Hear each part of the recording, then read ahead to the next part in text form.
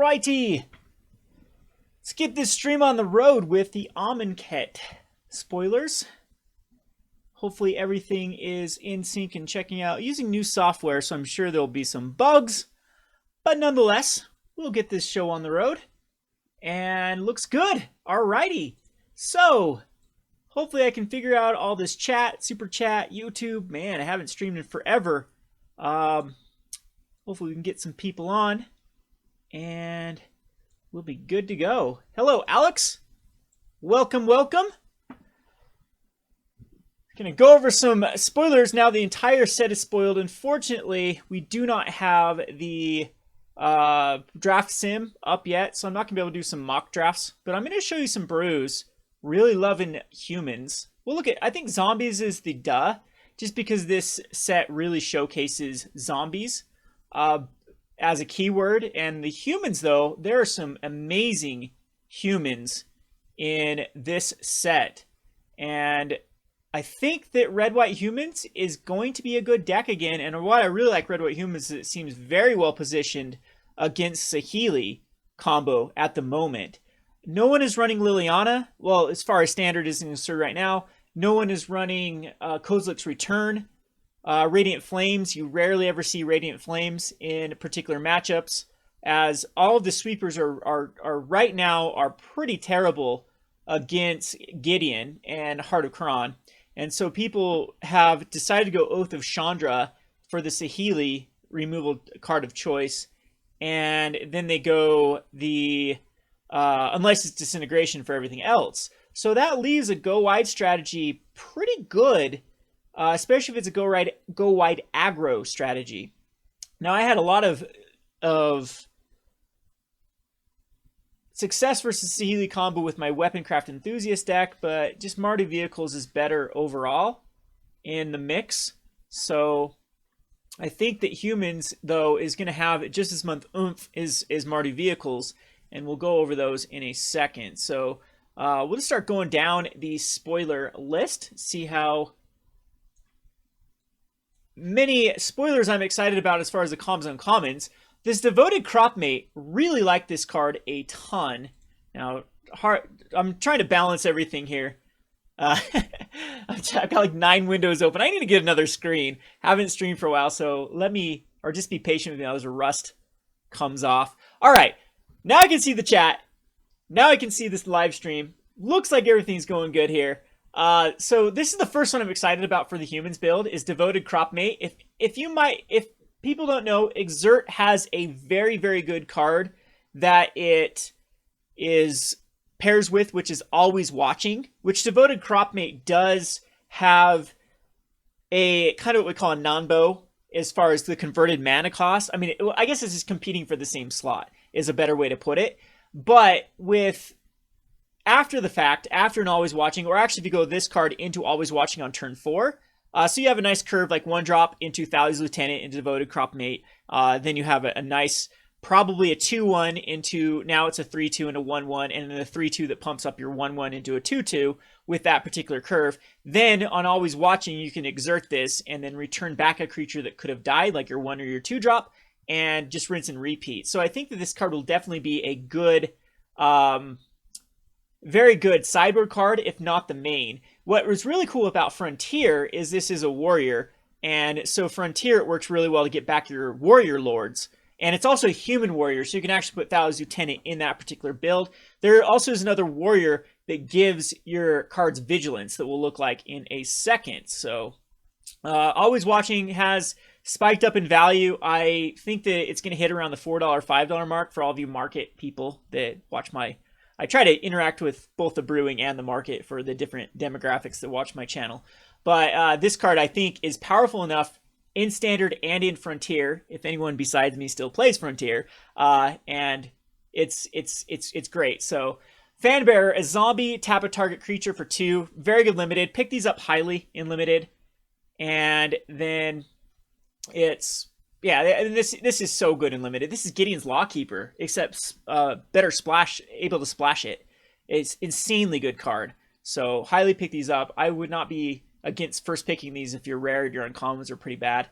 Forsake the Worldly, Exile target artifact enchantment. This is a decent sideboard card. It might replace Fragmentize. It might. I'm not sure.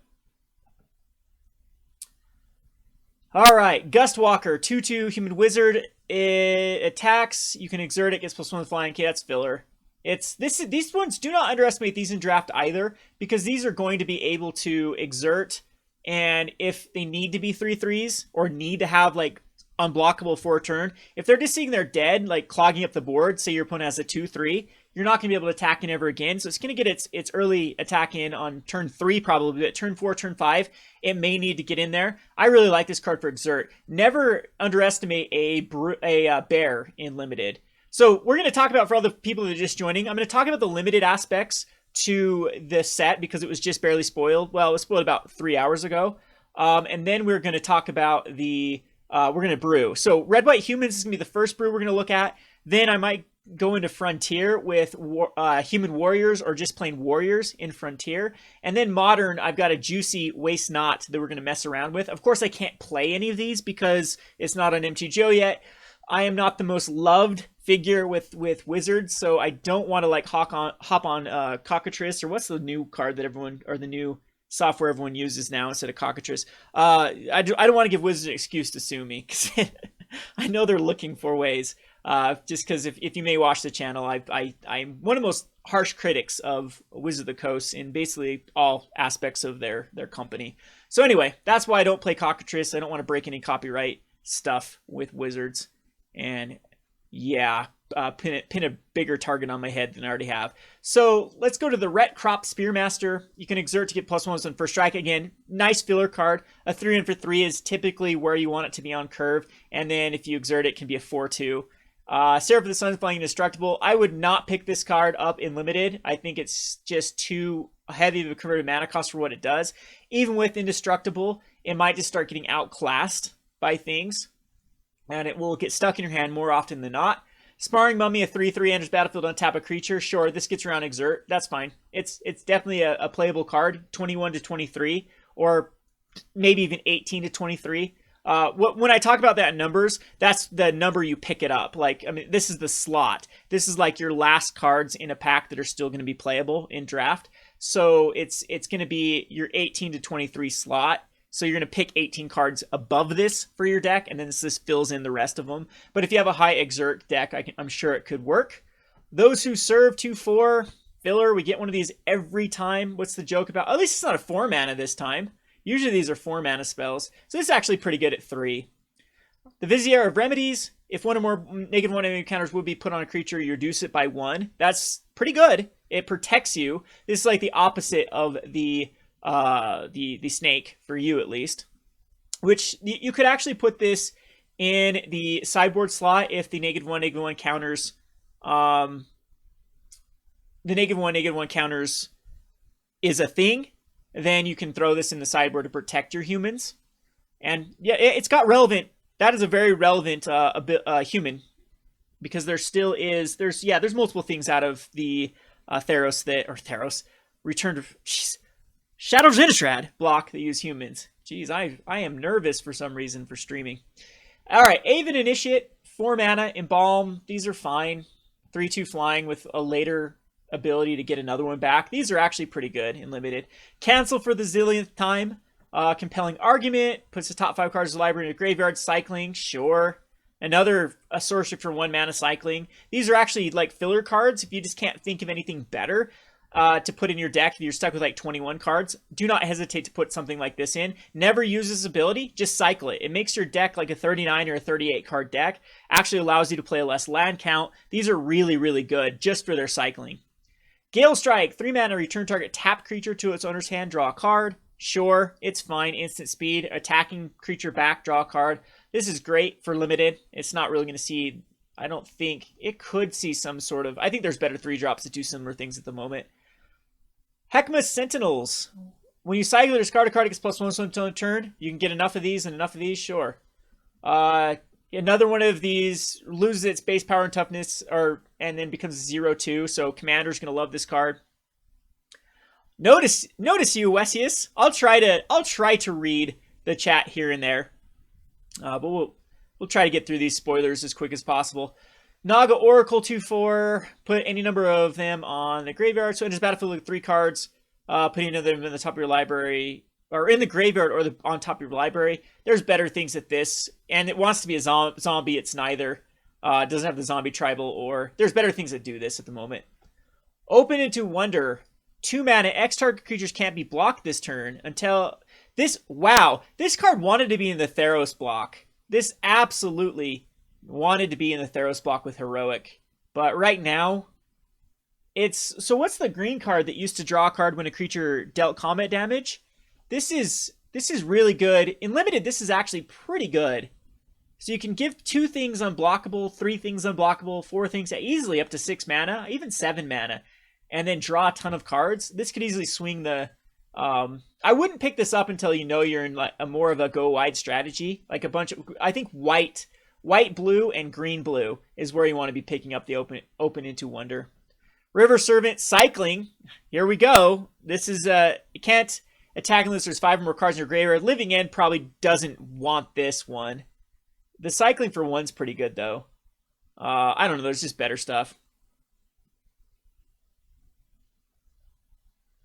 Soul Sisters is great versus Goblins, Duck. I'll have to show you some updated Goblins lists. I think Goblins get a lot better. Just how Modern is built at the moment with the Path to Exile and Fatal Push heavy format. People should definitely try Goblins. Sacred Excavation, return up to 2 cards, cycling from your graveyard to your hand. Yeah, that's okay. Draw a card, then discard a card. Activate this ability only if you've cast an on-creature spell this turn. So it's a way fixed Jace. Still good with Madness, though. The problem with Shadows of Innistrad is they didn't print enough cards that were good with Madness that didn't have a mana cost activation. That's the problem, is when you're trying to cast Madness with a mana cost activation, it makes it too high to make it worthwhile. We needed more of these type cards. So I don't quite see this playable for the standard, but it might be fun to draft for sure. Okay, Shimmer Scale Drake, 3/4, cycling 2. This is still decent. Man, Living End just gets... It can go any color combination it wants now. And probably be viable. It probably still wants to be green, red because of the instant speed cascade, which is very good. Alright, Slitherblade, 1/2, can't be blocked. We see one of these like almost every set as well. We saw a Merfolk Rogue that did the exact same thing, but this one's a Naga Rogue, so it's much cooler. But of course, losing the Merfolk loses a lot of its oomph. Talkrop Skirmisher, 2/1 Embalm, sure. Winds of Rebuke, return target online permanent to his hand. Each player puts the top 2 cards, sure. I guess there's a sort of a mill strategy. You'd have to pick up a ton of these, though. The Wings of Rebuke and put the top 5 cards. If it's open in draft, I guess it's possible. Zenith Seeker. Whenever you cycle or discard a card, it gets flying. Pretty weak. Or another card gets flying. Okay, it's better than I thought. But it's still a 2/2 flying for 4. Not what you want to be doing. The Bayful Amit. Crocodile Demon. Hey, that's a cool little creature type. Lifelink 4/3. Enters battlefield, put a -1 on target creature control. Sure, so it's still a 3/2 lifelink for 3 mana. That's not bad. Not bad at all. Plus, it could be a 4/3 life. You want to pick these up heavy in a draft. Flying can get haste for yuck. I don't like the zombie bat. It is a zombie if it's relevant. Who knows? So Bone Picker is a bird. It costs 3 less to cast if a creature died this turn. Flying Death. Oh, wow. Here's another one you want to pick up pretty highly. Just a 3/2 Flying Death Touch in limited is very good. So both of these are extremely good for the black uncommons in limited. A Lifelink and Death Touch are probably your most viable abilities in limited, at least the most bomby abilities. They can take over the game a lot easier than any other ability can, like Vigilance, Haste, Flying, Menace. These are, I really like Lifelink and Death Touch. Faith of the Devoted, whenever you cycle or discard a card, you may pay 1. If you do, each opponent loses 2 life and you gain 2 life. That is pretty insane, actually. Now going onto, I don't know if I'd want it in like a waste not format, but I'm thinking that just the paying 1 allows this. Think of cards that allow you to discard. Think of Jace, literal baby Jace out of Origins. This allows you to pay 1 to just start draining your opponent. So the Merfolk Looter type abilities, and even like I've talked about Burning Inquiry. Burning Inquiry, does it trigger 3 times off Burning Inquiry because you are discarding 3 cards? That could easily, so at that point 4 mana to do 6 life, 6 damage and 6 life to your opponent is, I think this needed to be a 2-drop to really push it over the top to make it playable in Standard or Constructed. But in Limited, this is a very powerful, so you have a lot of black powerful uncommons. Festering Mummy, 1/1. When it dies, you may put a 1/1 counter on target creature. We've seen this before, right? This was a goblin at one point. Or did it until in a turn? This is just an upgrade to that then. That's pretty strong. Final reward, exile target creature. Don't underestimate this as far as instant speed removal. That's actually powerful for Limited. That's a pretty good ability. Takes care of any of your opponent's bombs. So you want I don't think you'd pick these up too highly. You'd want to take a bomb or a value creature over it. But this is a sure way just to take... I'm really loving black for Limited at the moment. Blue seemed a little bit more dependent on getting a lot of specific cards. Black just seems to have very powerful cards by themselves. So Horror of the Broken Lands, 4/4 cycling. Whenever you cycle or discard a card, it gets +2/+1. Pretty good. This one's also pretty good for Living End because it is a 4 toughness. You don't want 3 toughness because of anger, but 4 toughness is good. 4 power is actually pretty good too. The Pitiless Vizier, 4/2 Minotaur. When you cycle or discard a card, it gains indestructible. Sure, decent ability. The Ruthless Sniper, when you cycle or discard a card, you may pay 1 to put him on -1/-1. Another great card. That is definitely decent. And remember, you get so many discard out of... Discard was a very printed ability in Shadows of Innistrad. And it even seems fairly relevant in Kaladesh with Cathartic Reunion and a few other discard outlets. Key to the City. Think of Key to the City here. Duck. Pre-releases are always worth your time. It's the only time that I actually open packs and play them. Like, I never buy packs. I highly suggest you go support your local game store and play in the pre-release. Just for fun's sake. If you're looking for value, probably not. You probably won't get your value. This doesn't seem at the moment to have any cards that are worth, like, man, a lot of these cards are going to crash. The new Gideon, I think, is too narrow, for example, and there just hasn't been a card that has been spoiled that really just shoots out and says, you know, wow, this card is going to change Standard. I think that the Sea Healy and the Mardu Vehicles mess is here to stay. So it's going to really kill the price of a lot of these pre-release cards. So I don't know if it's worth your money. But I mean, what is money? It's a transaction for something. I mean, why do you go to a restaurant and eat? It's the bile that you are going to create is not going to be worth your money long term. I mean, within 24 hours, that experience is gone.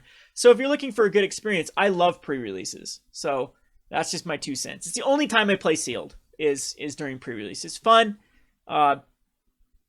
It's very luck dependent, but I enjoy it. Anyway, Soul Stinger, 4/5, enters the battlefield, put 2 -1/-1 counters, and whenever a creature dies, you may put a -1/-1 counter on target creature for each -1/-1 counter on Soul Stinger. So you'd probably want to put the -1/-1 counters on Soul Stingers, and then when it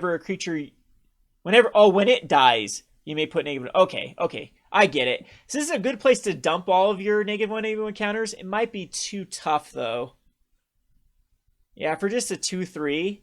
And then give something -2, -2 for 4 mana. That's actually on par. That's not bad. Supernatural Stamina. Target creature gets +2/+0, and when it dies, return to the battlefield tapped. That is really good with ETB effects. This is actually a pretty powerful ability in Limited. I'm not sure if it's quite there for Standard because it's in the wrong color combination, in my opinion. Everything that wants to pump right now is either white, red, or green, and black is playing more of a support color for like Unlicensed Disintegration or Kalatos, those type of cards. So not a big fan of this for Standard just because it's just missing I don't think Zombies wants it, for example. I mean, it could be an enabler for Prize Amalgam, and it actually works for Supernatural Stamina.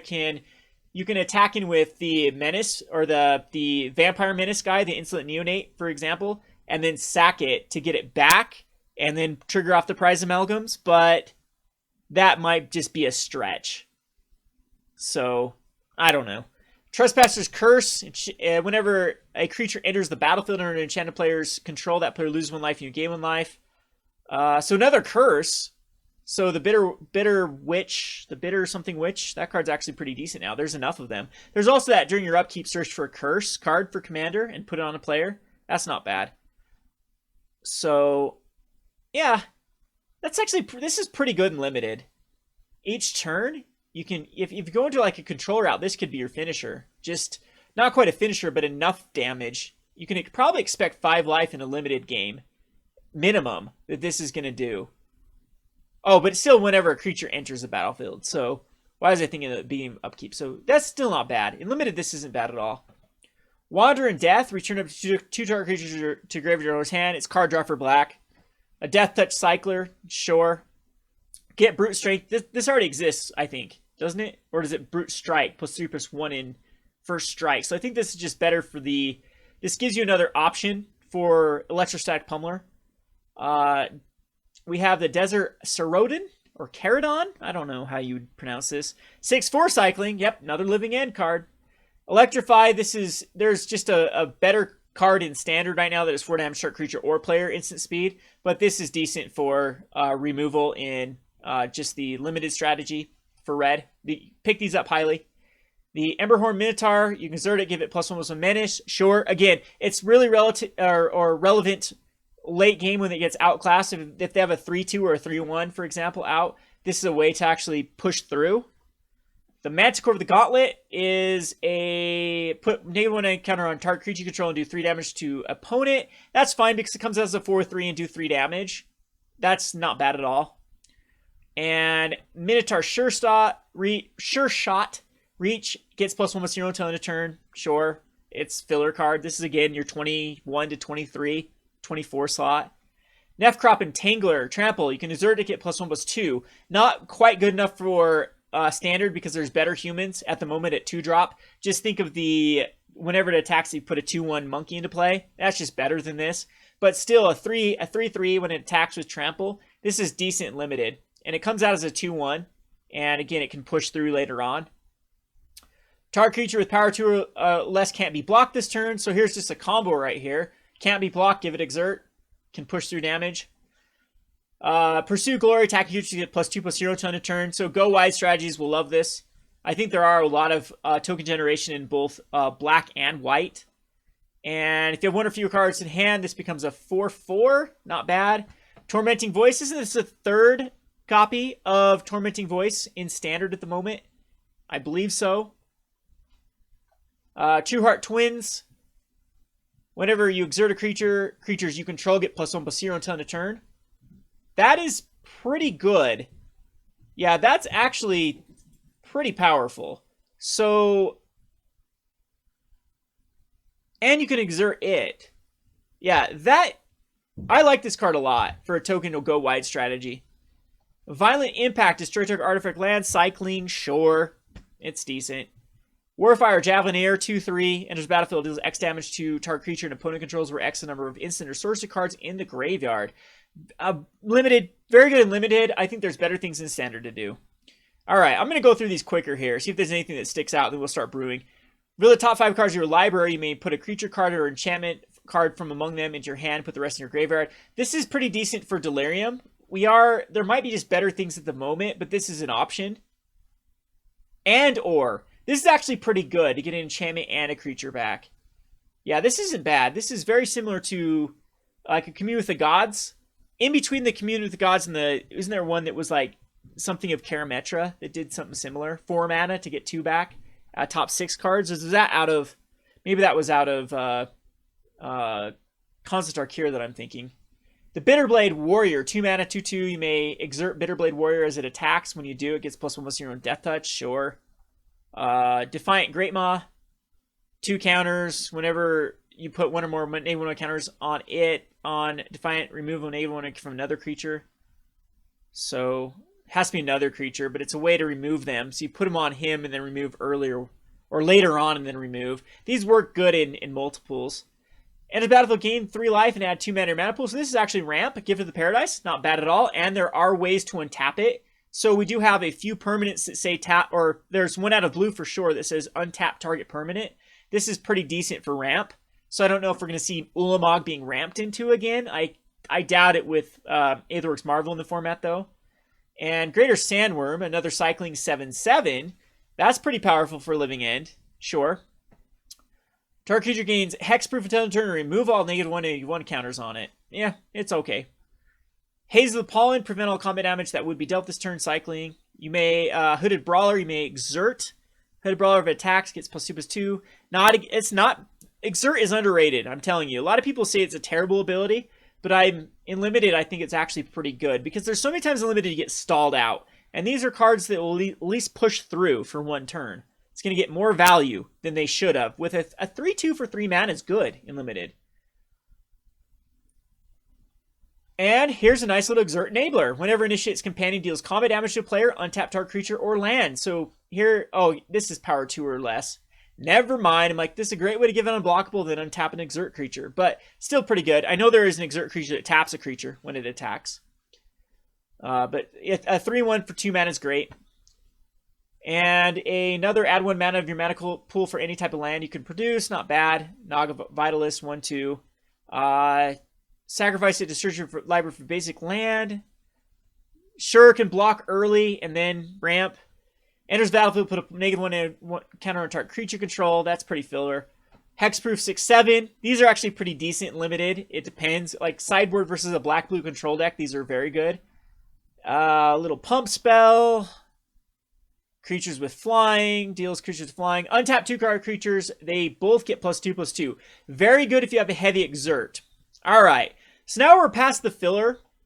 A lot of these cards I've already looked at. I browsed over when it was spoiled. And these are pretty good. So a bunch of these I'm going to be using today to brew around. The On-Crop Champion attacks when you do untap all other creatures you control. Extremely good in a green-white exert. So pick these up highly if you're in Pack 2 or Pack 3. Of course, these are made gifts in Pack 2 or Pack 3. I'd hate to pick this up early in Pack 1 because you don't want to marry your Pack 1. A lot of new players' problems with draft is they open up a bomb rare or start like Pack 1. They think that they're in a decent color combination and they become so married to it that Pack 2 they get a huge signal and they don't, or even in Pack 1 like sixth or seventh pick, if a bomb card or a very good utility card is still available by pick 6 or 7, then that is a clear sign that you should be switching into those colors because there's no reason it should still be there. So if you pick this up Pack 1, 2, 3, or 4 and start getting married to this color combination, you can be setting yourself up for failure. This actually isn't too terrible to splash it though if you're in one of these colors because the ability is very, very good for Exert. Avenwind Guide, 4 mana for a 2/3 flying vigilance creature. Tokens you control have flying and vigilance, and you embalm. Decent little card. The Decimator Beetle enters battlefield to put up -1 counter on target creature control, and then when it attacks, you can remove it to put a -1 counter on up to 1 target creature defending player controls. Good way to shift your -1 counters and then get value out of them later. Honored Crop Captain. This is the one that I really like with red-white humans.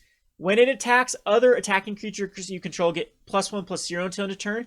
So it works very well with your 1-drop. And if you want to go spread into a ton of 1-drops, this is very, very powerful. So I highly suggest picking this up in draft early because it's a 3/2 for 2 mana. So it's this is something that I would marry to if I picked up like a 1 or a 2-drop or a first or second pick and this was still there.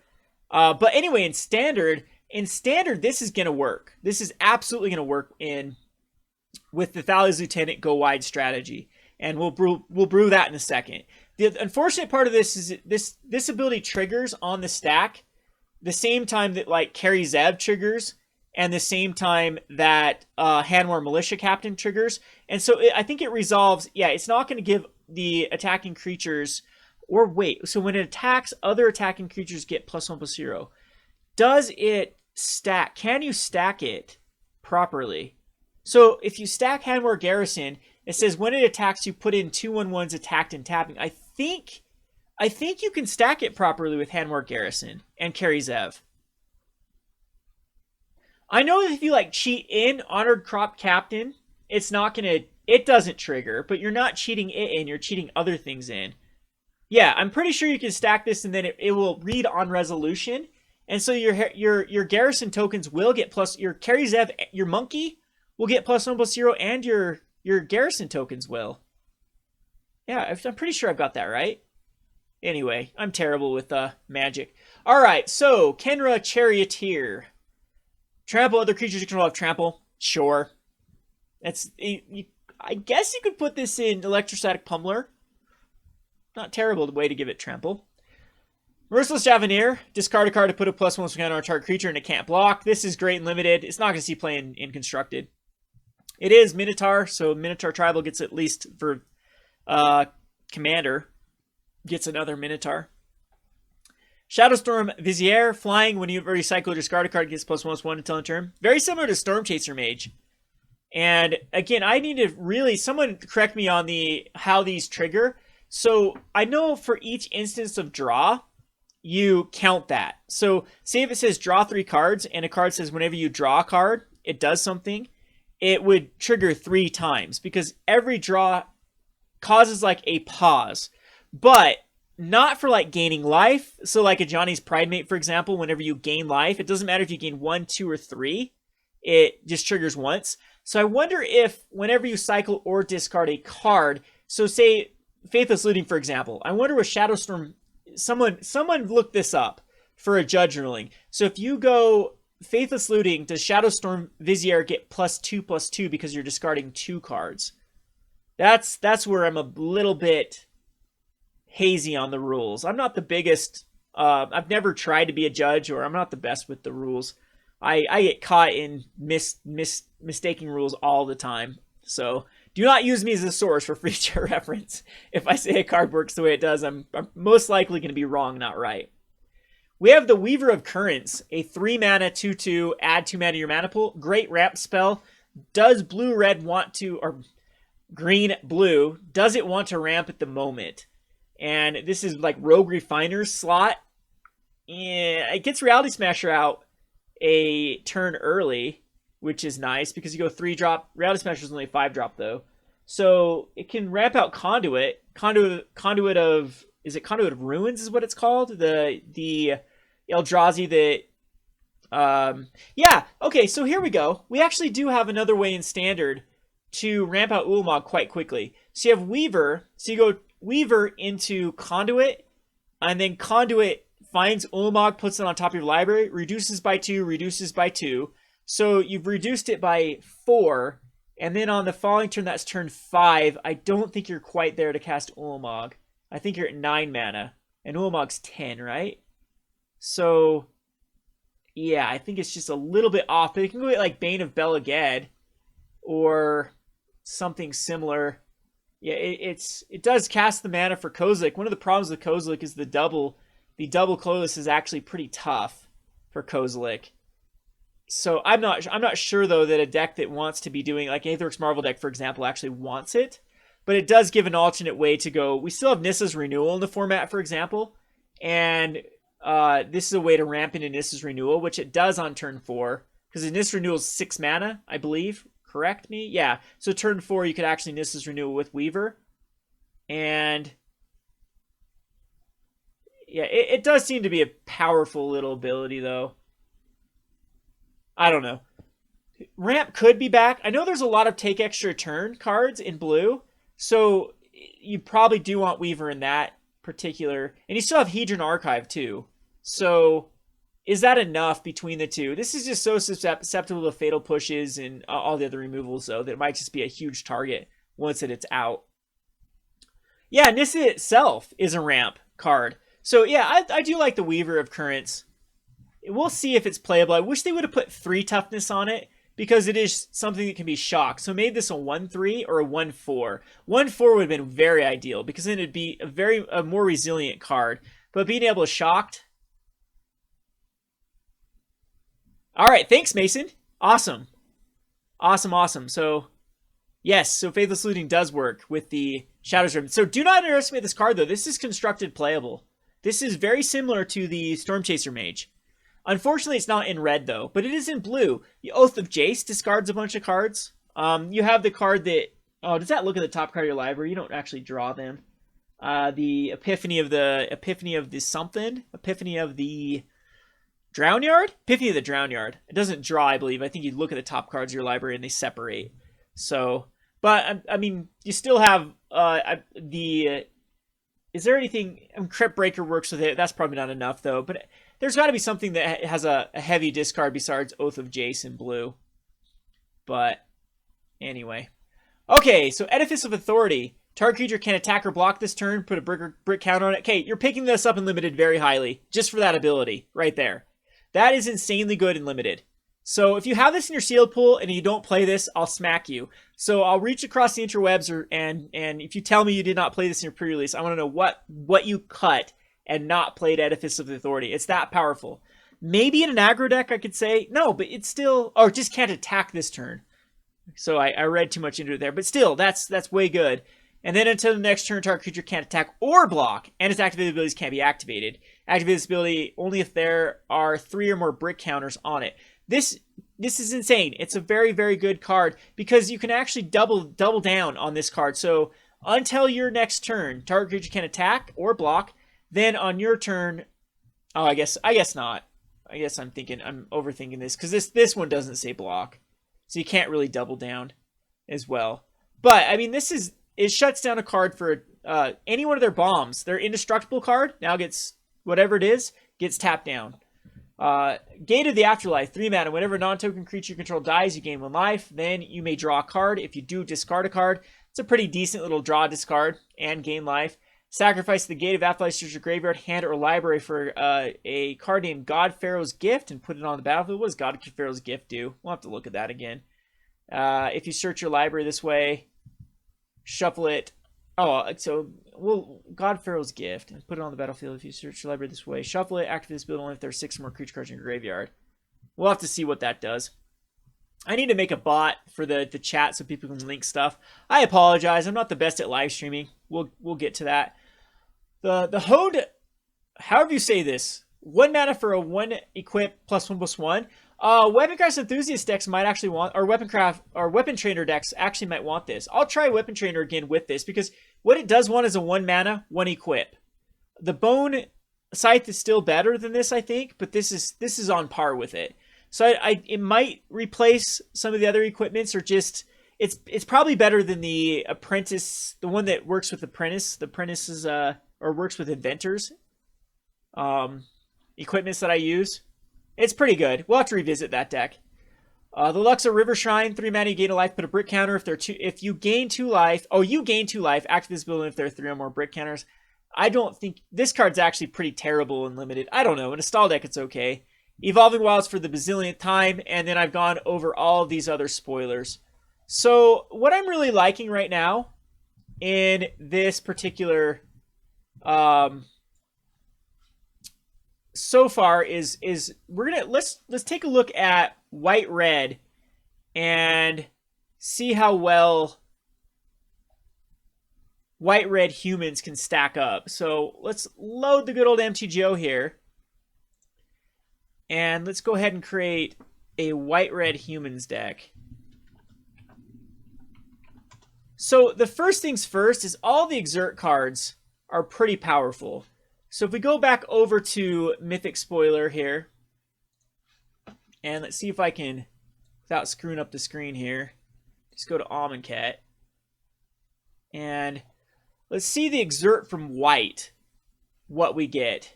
So Gideon is, where I like Gideon right now is with Heart of Khorne. I think that Gideon does stay in standard print for the whole duration of Heart of Khorne. So we might see Gideon very, very good until it rotates. It could be a standard staple because that's really what it curves the best with is Heart of Khorne.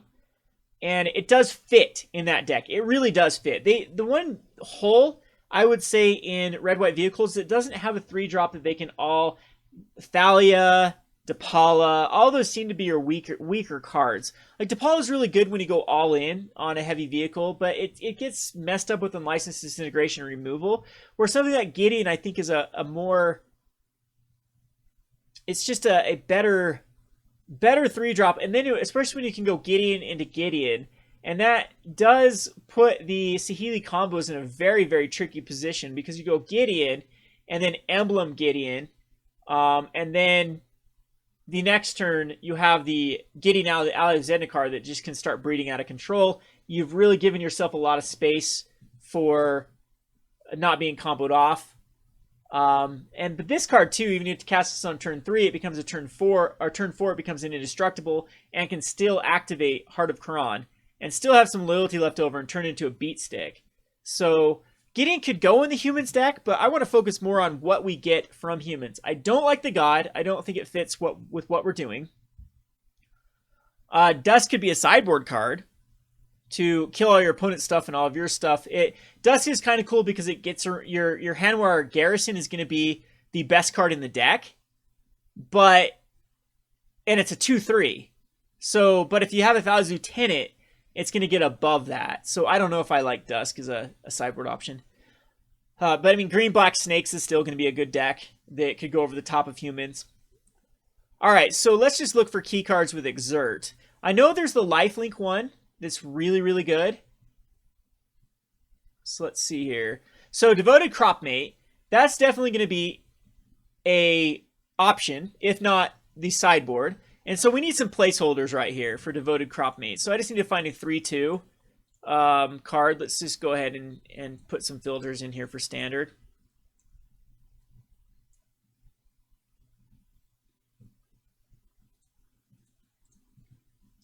And here will be, so this Bastion Enforcer is going to be our filler slot for the Exert guy. And I don't know how many we'd want in the sideboard, but that's definitely a good placeholder for now. And we'll go back over to the one I really, really like. And there's a crazy combo here. They both are 2-drops, but I don't know what route you want to go. Maybe a mono white humans will work better with the Glorybound Initiate for the lifelink aspect, because there is a card. And let me show you a cool synergy I came up with earlier that I think you'll do very well, and it's budget. So the combo that I want to show you before we get into the red-white and really look at it is going to be the Initiate, as well as this bad boy right here. And they're both humans. The Lone Rider. So finally we get a card that does increments of 3 or more life gain on turn 3. You could exert the what do we call that card?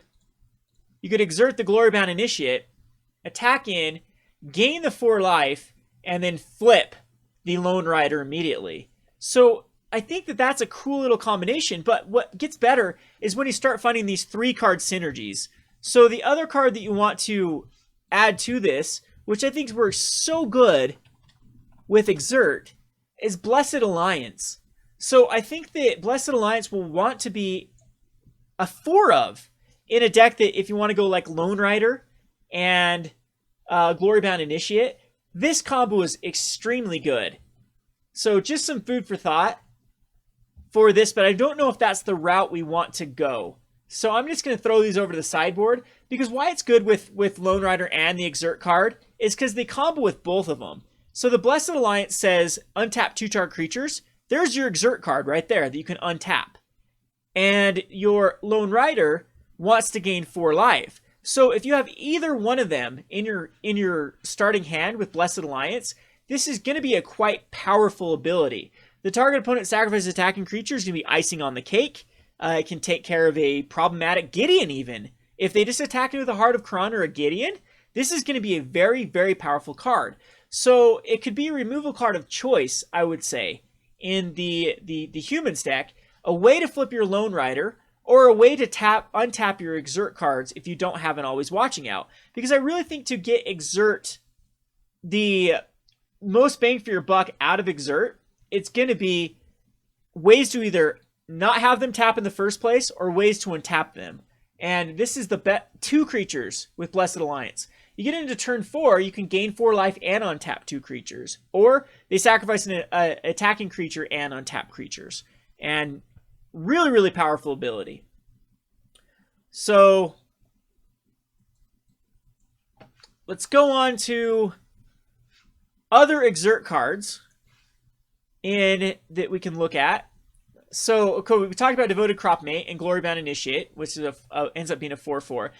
Keep in mind, too, if you're going versus humans, this Glorybound Initiate is going to be very, very good because it's that amount of life gain, even if it's every other turn that it happens, is going to keep you on par with what the Marty Vehicles is trying to do, or the Red-Black Aggro, for example, is trying to do. Another strategy, I think, maybe with the Lone Rider, if you want to go Glorybound Initiate Lone Rider combo, is you can go into green and you get another life-linking human. We'll look at that in a second. I think that's probably where you want to go, that sort of combo, because that works out more synergistically than the all-in red strategy. I think the red-white aggro, we're going to want to go even more aggressive, and Glorybound Initiate might not fall into that category. I do like the Devoted Cropmate because the Devoted Cropmate is very good at getting back Thalia's lieutenants that have died. So you may exert Devoted Cropmate as it attacks. When you do, return target creature card with converted mana cost 2 or less from your graveyard to the battlefield. So you get Thalia's lieutenant that has died back into the battlefield. It will trigger. You make it a 4/3. If you got Always Watching Out, it's a 5. It's huge. And that's just a very, very good. I think that's one of the problems with humans right now. If you go into white-green humans, you do have ways with the Renegade Rallier, but you have to have a Revolt. Kind of awkward. Devoted Cropmate is not awkward at all. You don't have to. It doesn't gain any other benefit that it's necessary. It's still a 3/2 for 3 mana. But the ability to get back specifically Thalia's Lieutenant is huge for a humans deck when that's the card that you want to get back. Or, heaven forbid, you get a Thraben Inspector back, and there's another clue token to draw a card. So I think that it does have a place. It has a 1 of, a 2 of sideboard card in the deck that we're going to build.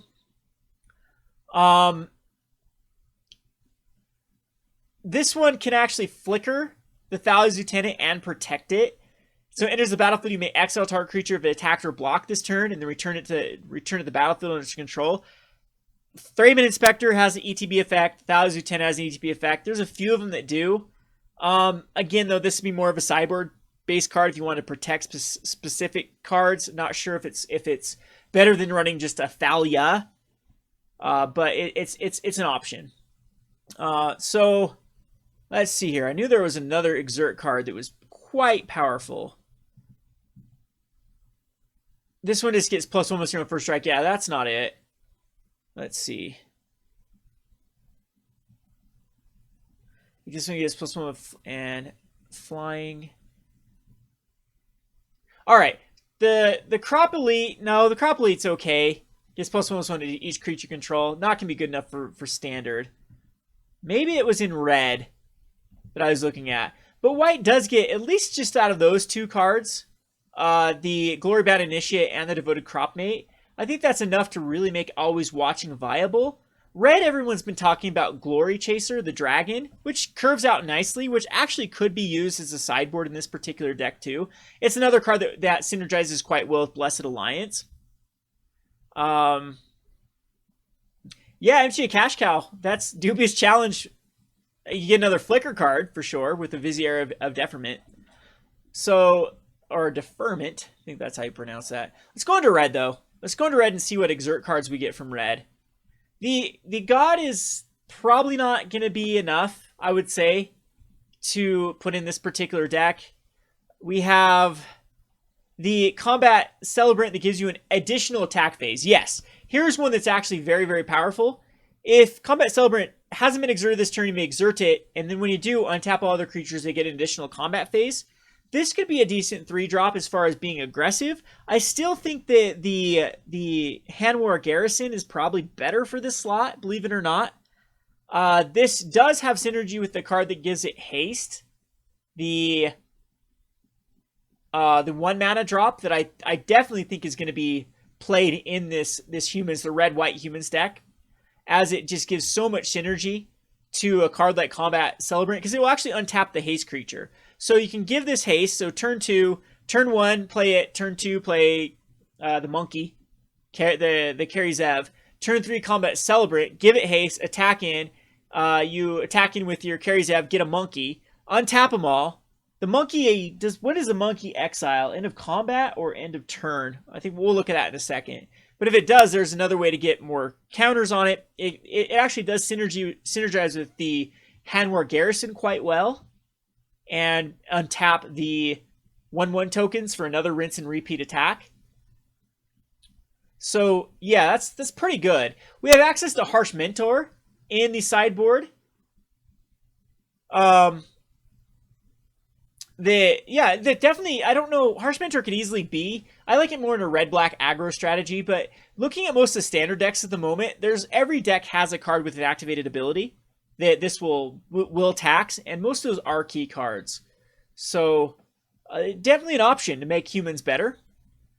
Let's see, so we have the Soulscar Mage is pretty decent too. I don't know if it wants to be more of a deck like the Thermal Alchemist based deck, but you never know if you want to use the removal spells of choice, being cards like Shock, or even better, the 3 damage to target player, or 3 damage to target creature and 2 damage to the player. What is that called?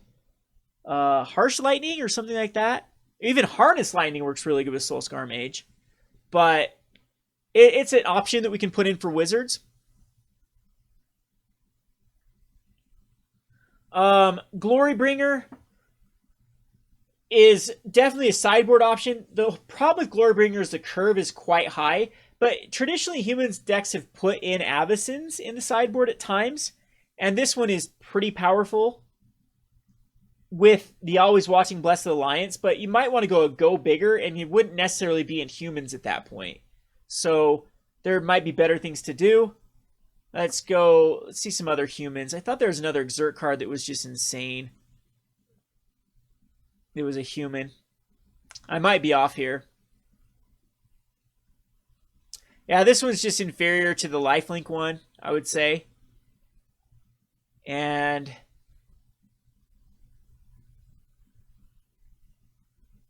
the Bloodlust Inciter, though, is more reasons to definitely run red-white humans because of this. The synergy between Bloodlust Inciter and Hanweir Garrison is just insane. So we'll look at that. That's going to be the focal point of this particular brew. But yeah, I guess we don't really have another Exert card that's humans that besides the Double Striker, which is good. It's a definite option. And then we can go into Multicolored. Is this Multicolored? This Multicolored? That is split. Where is Multicolored? That's instant. That's lands. All right, well, let's go over here. Find the Multicolored cards.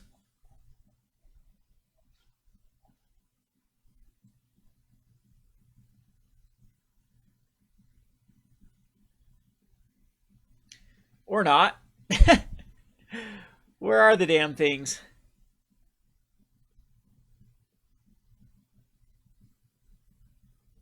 Sorry if I'm making you dizzy. Okay, there's split card. There they are. There they are. Okay, so I think we only get one here, right? They're sticking with their tradition and just printing one of every color combination. So the thing is, we do get the Honored Crop Captain, which when it attacks, other attacking creatures get +1/+0. All right, so there's more synergy with the untap it for an additional attack phase.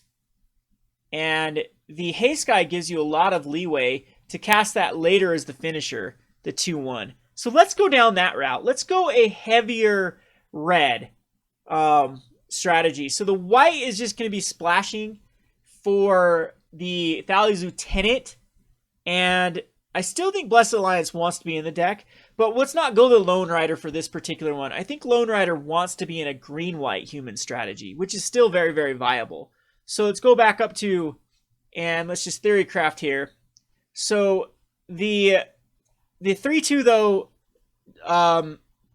return a 1-drop is still decent, but the cards that I think that we should focus on for red is the Kari Zev, and you'd probably want at least 1 to 3, I would say, of Kari Zev.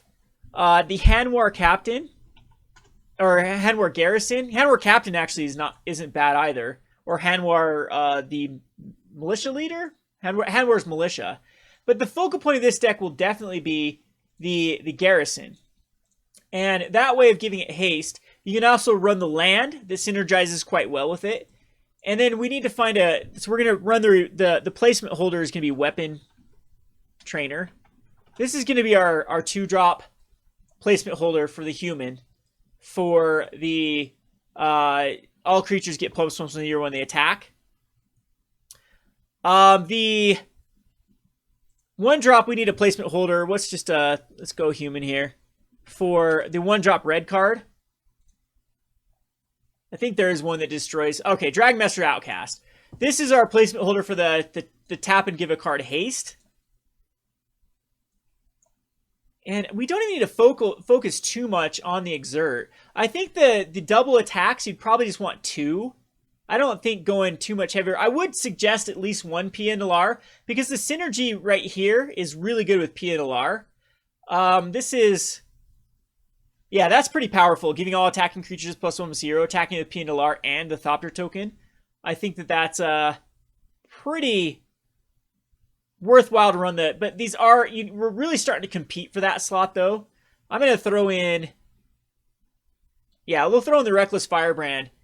I would say like 2 for the... let's do a full playset and see how well our curve runs out for the double attack dude. So, humans right now, I'm trying to think what humans runs. They run the Thalia's Lieutenant, for sure. And they also run...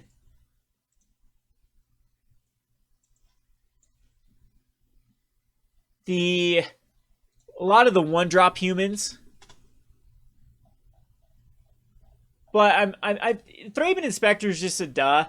The card is just too powerful not to run. And it doesn't, like, we're not getting any synergy for adding an artifact like most decks do.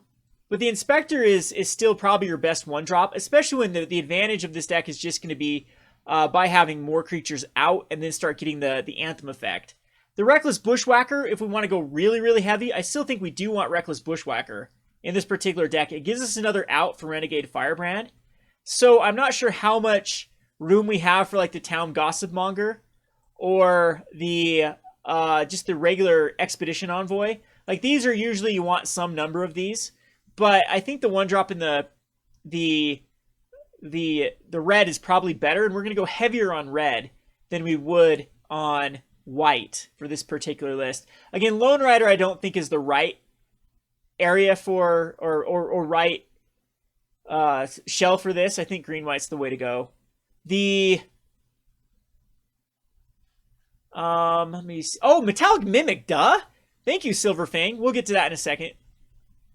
By the way, howdy, Jeremy. Good to see you. No, Mr. Magic Man, Dragon Master Outcast is not a human. This is a placeholder. This is not the human that we're these are both placeholders. The Weapons Trainer and the Dragon Master Outcast. So don't mind these. They are not correct. Metallic Mimic probably would, because the Hanweir Garrison puts out humans. So Metallic Mimic for sure. But now we're getting very, very cramped in this space. And do you know what, though? With PNLR, we could splash for black for License Disintegration with Thraben Inspector. I don't know if it's worthwhile, though, with just Metallic Mimic, Thraben Inspector, and just the PNLR. So I would suggest against it. But definitely this sort of shell, we have the double strikers. You could bring in the 1/3s or the 3/2 that brings back a creature back, because that'll get back Metallic Mimics too. It'll also get back the Anthem guy. The whole reason of running this, it gives all attacking creatures +1/+0. Oh yes, we still do need the Always Watching. I actually don't know if this particular deck does entirely. Yes, it does. So we want to be able to untap or attack without. Like the exerting, get the ability off of it. The always watching does not pump up all the tokens though. We are mainly in a tokens based shell. So the always watching might go better with a heavier exert. Because I don't think the only exert card we have at the moment is the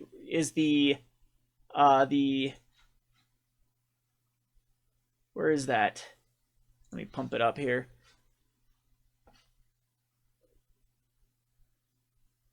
Because that untaps them. Right? Let's go back to the red card. I actually don't think we need always watching. Let's find the mythic dude.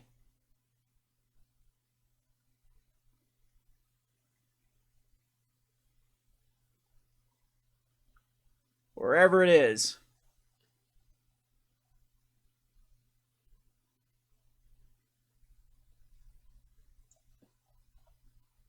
Alright, so if it hasn't been exerted this turn, you may exert it as it attacks. When you do, untap all other creatures you control, and there's an additional... So this will untap everything. So always watching just might be a card that doesn't quite fit. And I know how crazy that sounds, and we started out with trying to make an exert deck, but this is more of a red-white humans. I actually don't think that it's necessary in this deck, other than it is a way to get the Combat Celebrant additional attack itself. And it is a 4/1, but sometimes... sometimes this will die. Yeah, I don't know. Let's check it out here. I think that we need more removal, and I think that this is the weakest card so far, because I think we need 12 1-drops, because you want a curve. And so between Town Gossipmonger, and I haven't even thought about the other Hanweir, the other Militia Captain fits pretty well in this deck too. With the human strategy, I think that this one has to still be in here. You're getting synergy off the Metallic Mimic. You're getting synergy off of the Thalia's Lieutenant, and it's just too much to pass up. But, I mean, we need some sort of... Probably the Pia Nalar at this point would be competing with the Hanweir Militia Captain. The Kari's Skyship Raider could probably go down to 2. But you can see that we don't have very much room for removal spells that we do need. And I think Blessed Alliance doesn't need to be in this particular strategy, because we're not exerting anything. So, yeah. This is our untap card. Oh, we still need Reckless Bushwhacker too, which I might go in the sideboard. That we'd bring it in where we absolutely have to have haste. But I still think Reckless Bushwhacker... Imagine just turn 5 with this combo. That is a pretty powerful combo. And we do have another double striker. Didn't we get another awesome double striker in this format out of white? Like a 2/2 double striker? It exerts and gets double strike. I missed an exert card. Isn't there an exert double strike card? Let's go over the white again. See if we can... Someone shout it out in the comment section if there is the... Thought it was a 3 mana, 1 a white and a white. Maybe I'm just making things up.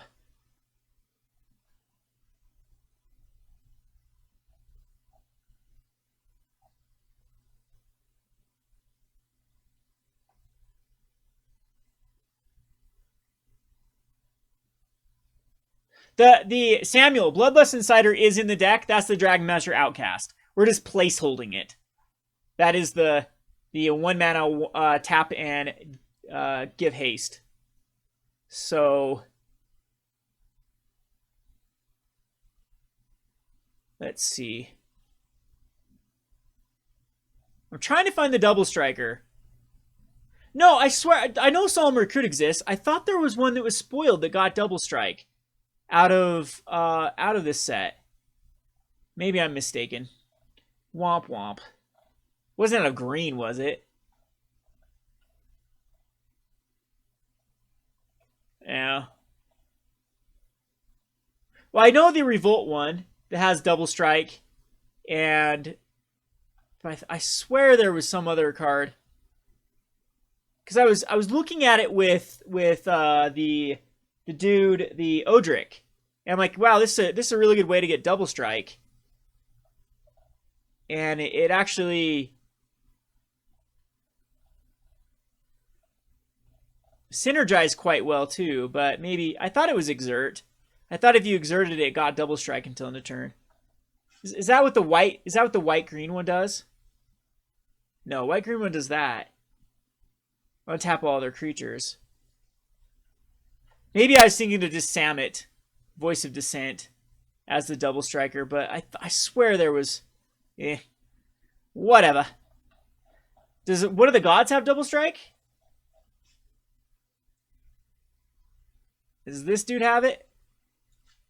Yeah, okay. Double attack-o. Yeah, okay. Alright. Maybe I was wishful thinking there was another 3-mana double striker.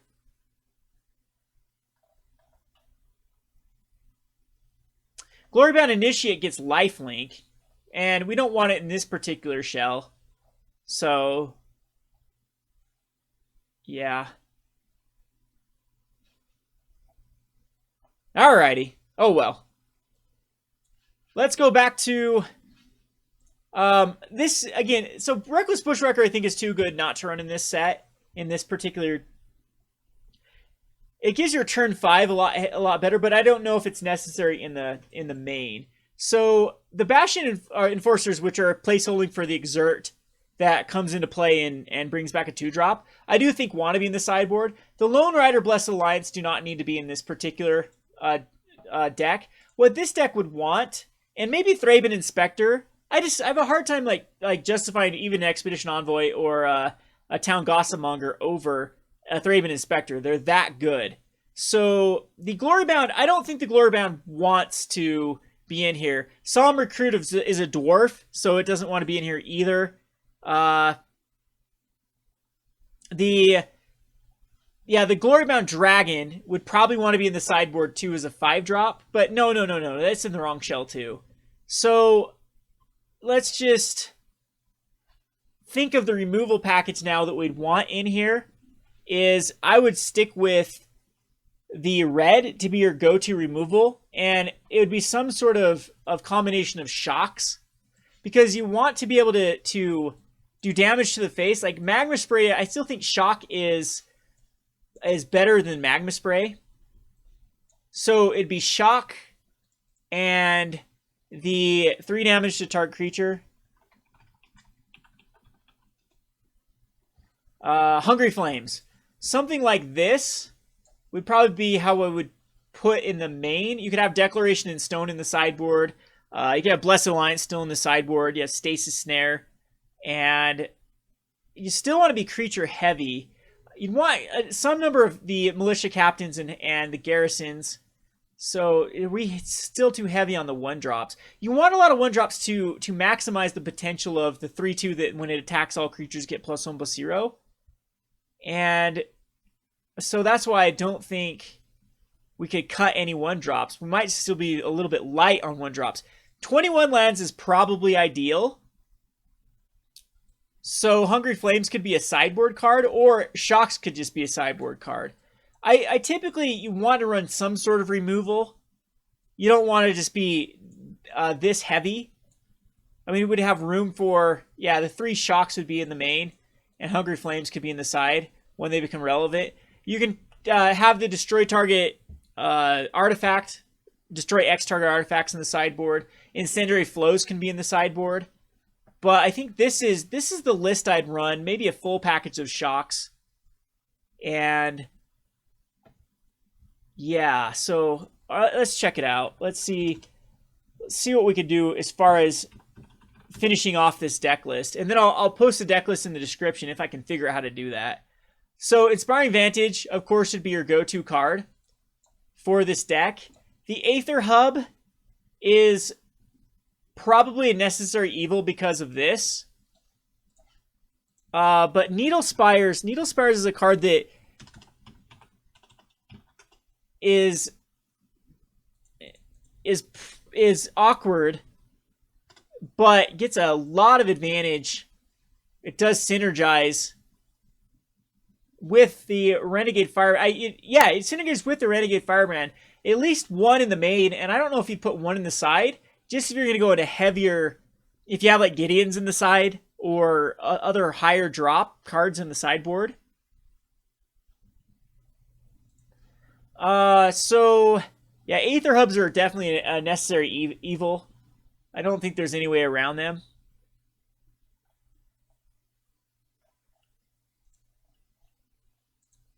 But they might lead to some awkward draws too, just to where there won't be any more energy on the card to actually tap later on. But, I mean, this deck actually isn't very mana intensive, as you'd think, because there's only one card that requires double sources. And so if you just get a red out, this is a lot more versatile with the Aether Hub. But it might, I don't know. Inspiring Vantage and Needle Spires are probably your go-to fixers.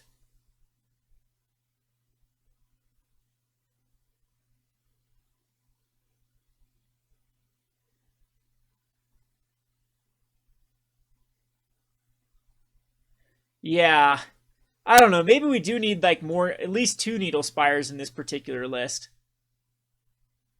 Because Inspiring Vantage, am I thinking of another? Is there any other fixing at the moment? For enemy colored lands, the fixing isn't the greatest as far as options. All the ones they made is allied. The allied cycling lands I'm not a fan of.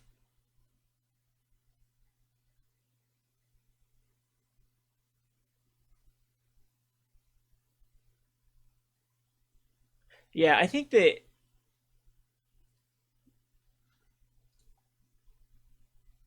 Spire of Industry probably wouldn't be enough with only 4 artifact or 8 artifacts in the deck either. I still think Aether Hub is fine. It's a necessary evil. I've played 2-color decks, and usually you do run Aether Hubs anyway. I mean, Harness Lightning could be in here to way to put more counters on it. Let's just see. What do I call this? White Red Humans. So Weapons Trainer had a very similar curve. So I ran Inspiring Vantages, Needle Spires, and just a few. But I mean, this had a lot more ways to activate the Spire of Industry, which we don't have for this particular list. I mean, if we went heavier into artifacts, then Unlicensed Disintegration could even be an option. But I don't think there's any artifacts right now that are worthwhile to put in. It'd require like more Pia and Lars to guarantee those artifact drops, and I don't think that's the route we want to go. And then, I mean, this fixed quite well with this particular one. I think that we have to... This wasn't the list. What do I call it? White-red humans? There it is. All right. We want to be heavier on mountains, I would say. It's pretty even, actually, with our color... Our how many... Because we want to fix the early white. So... Could even make the...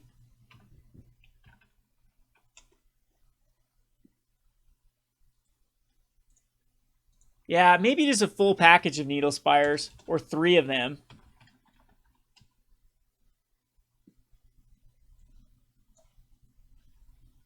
But usually, when I run this heavy amount of Needle Spires is the most awkward one to activate, because it's 4 mana, and that's including, like, you're not going to be tapping itself. There is synergy though with the guy that gives you an extra attack, because you can activate Needle Spires to activate itself, attack in, and then that does untap the Needle Spires to give it an attack. So that probably would come in handy every now and again, but for the most part, you're going to be stuck with Needle Spires just being your comes into play tap land, which I think is just, I think for fixing sake, we do have enough 1-drops so we can go first turn Plains. I think the last land would be a Plains. Is there any other fixing I can think of besides Evolving Wilds? You don't want another one. I don't think there is at the moment. It's very awkward for the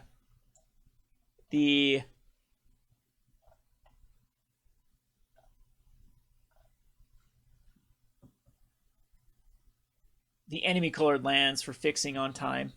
But I think this is the list I'd run at the moment. Not quite sure if we need to put in more shocks. If Kari Zev is just a liability as 2. But Kari Zev is pretty powerful. Maybe we would go 1 and then just a full... We still have 35 creatures. Very heavy on the creatures. I know a land we're missing. We're missing the companion piece for the garrison. The battlements. I think you'd have to put a battlements in here.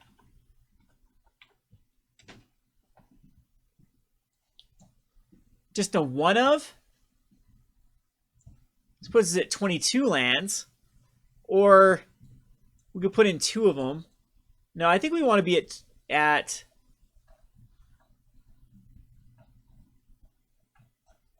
least 2 of them. The synergy with these are going to win a lot of games. But I mean, this is even higher. This activates for 6, so possibly not.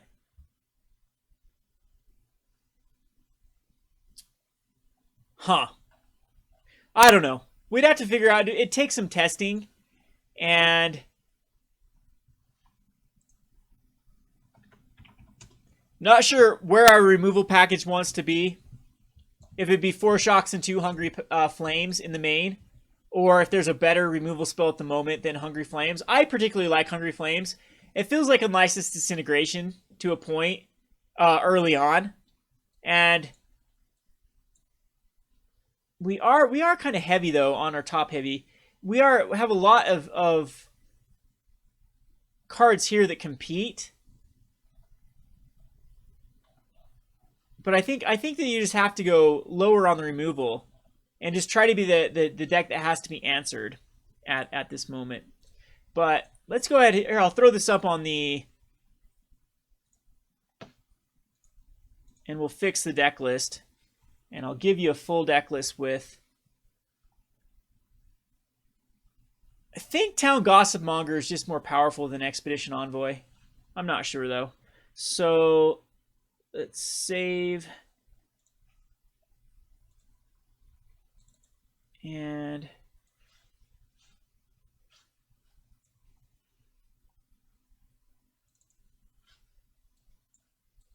make some switches here.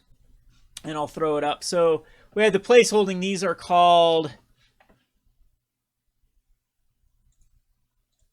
What are these called? Bloodlust Inciter.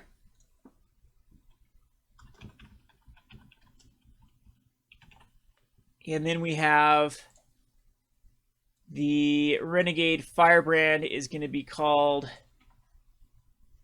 something else. Mythic. Combat Celebrant.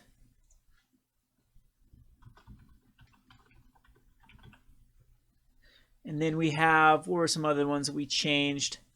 Would have been the... That was it, right? That's everything we changed?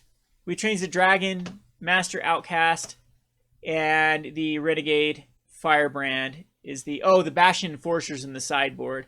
Sideboard is just... I don't know what. The sideboard is still... We'd have to figure out a good metagame dependent, but it'd be probably Incendiary Flows, I would say. Because if there is a zombie strategy, or Magma Sprays in the sideboard. But... That'd be particularly... Reckless Bushwhackers, I think, do want to be in the sideboard. With 1 more land to make it a little easier on the curve, to hit the 4-drop easier. Or 4... Because you basically will go more of a heavier, top-heavy with the Reckless Bushwhacker being, okay, I'm going to concede my 1-drops and then go 2, 3, 4. And then that way you'd want to go up to probably 23 lands. And that's where you maybe want more lands in the sideboard. Just when they bring in the Reckless Bushwhacker package, if that makes sense. Yeah, the cartouche is like the new... What was it? The new Hammerhand, right? That's pretty decent.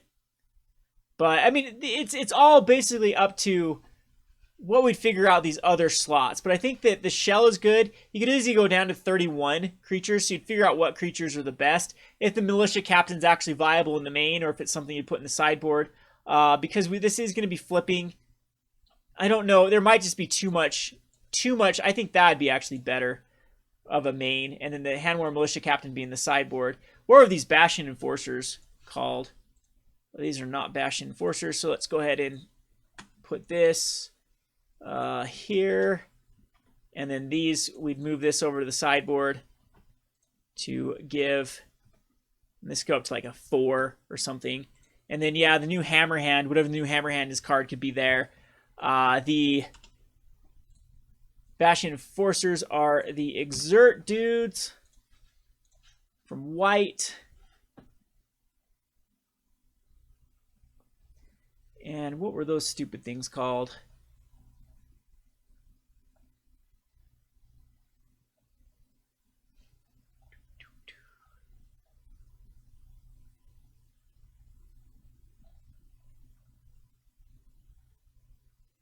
Devoted Cropmate. Okay. So we'll go with the Devoted Cropmate here. And then three flex spots as needed. So let's go ahead and copy this and see if I can figure out how to do this. So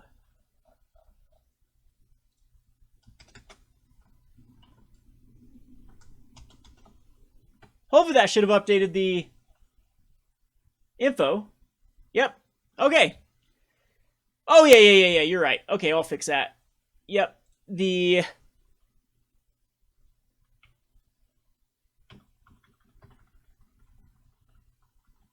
Fix the weapons trainer to the honored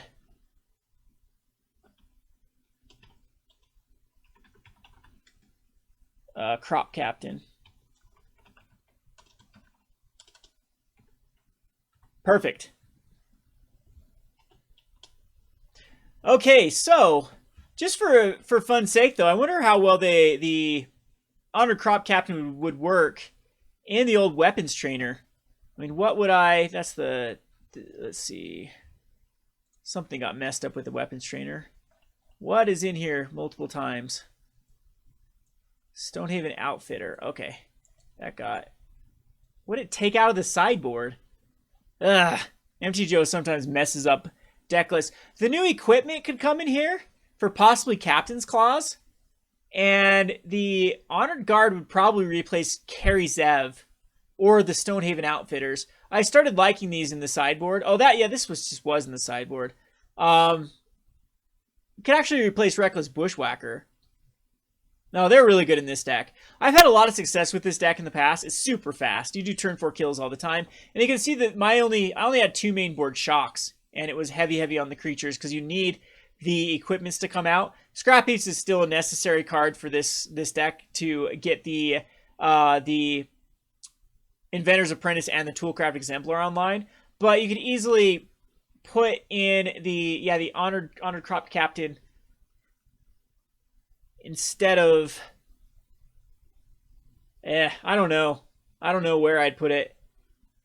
It'd have to take the place of Reckless Bushwhacker, but Reckless Bushwhacker is really powerful on turn 4 when you return back a Scrap Heap Scrounger and then Captain's Claw to Reckless Bushwhacker, or if you have a Captain's Claw equipped to stuff, and then it might be the Reckless Bushwhacker that gets sided out of this particular deck for Honor Crop Captain. This is definitely worthwhile to revisit, and we'll have to do that someday. But right now we won't. I'm going to go back and let's just take a look at green-white humans, and let's go back to the white. Or actually, let's just we'll do that for another day. I don't have much time left on stream. Gotta get down to my store to play some Friday Night Magic. What are we playing this week? Frontier. I said we were going to look at Frontier, but I think I want to check out Waste Not. Waste Not is too much fun in Modern. I have so many builds with Waste Not. You can check out like Waste Not Storm. I'll probably find a bazillion others here. But let's just start one from scratch. So let's start a new Waste Not deck in Modern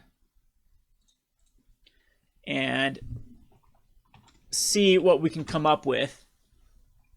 So, of course, we want to put the card of choice, which is Waste Not.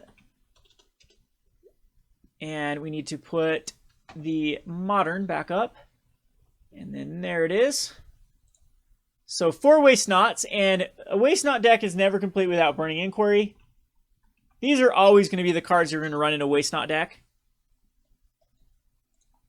And also the Dark Deal. So this is how you start a shell. Now there's some other cards you can run for this deck for making your opponent discard cards. I always like one Raven's Crime. Just because Raven's Crime is a very powerful one-of in this deck, because any land that you have left in your deck is a way to retrace this, and it's something you can cast basically out of your graveyard. I think Waste Not actually gets cool for a self-milling strategy with Burning Inquiry Dark Deal type decks as well, to then embalm back a bunch of creatures or unearth back. I mean, there's plenty that are powerful enough now for that type of strategy. But the card that we want to definitely look at is going to be out of black, and there's also one out of blue that I think goes perfectly in this particular strategy, which is going to be Shadow of the Grave. So Shadow of the Grave says return return to your hand all cards in your graveyard that you cycled or discarded this turn. So where I like this is probably going to be in a Storm-based deck with Reforge the Soul. Because it doesn't matter, well, we're going to be drawing quite a bit of cards and discarding quite a bit of cards. So maybe I don't, we'll check it out and see what we can come up with. So Shadows of the Grave would be the first card. I'm just going to put a card named Shadows in here as its placement holder. Perfect. Shadows of the Past is going to be the placement holder for now. So this fills back up your hand very good, and it's got this synergy with Waste Not. Now, usually I like to have another win con besides the... So you need like some amount of Liliana's Caresses, or there are a few other things you can run as a win con. The Cedra Spectre is fun because if you get it in your own graveyard, you can unearth it back to then attack your opponent and make him discard more cards. But usually I like, in this particular deck, it's just like 2 Liliana's Caresses and 3 Waste Nots as my kind of win con. And then Reforge the Soul works pretty good. And you can either go a Storm route, where what do you mean by Storm is you're adding a bunch of mana to your mana pool, more of a ramp type route. So you like Manamorphose and all those cards, and then you eventually Past in Flames and redo it. So that is a way to go. You usually want like Noxious Revival with the Reforge the Soul. But there's also this cool card right now that I want to brew around in the... It also says whenever you discard a card. So let's just look at what we get from black and blue whenever you discard a card in the set. And I think there was a few of them that we had. So whenever you cycle discard a card, that one's way too heavy. Where was it?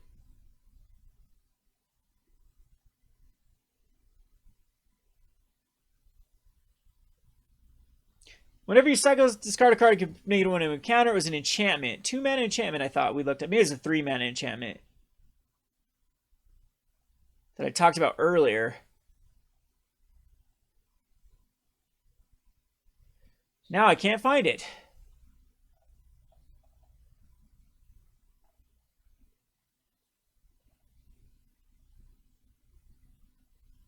All right, so the Face Devoted could be another card in here, but I think it's inferior to Liliana's Caress, unless you're going to use Waste Not as a self-mill type strategy, since you'll be discarding cards for yourself and opponents, and then use this as like with Faithless Looting, so you Faithless Looting and pay 2, and then each opponent loses 2 life and you gain 2 life.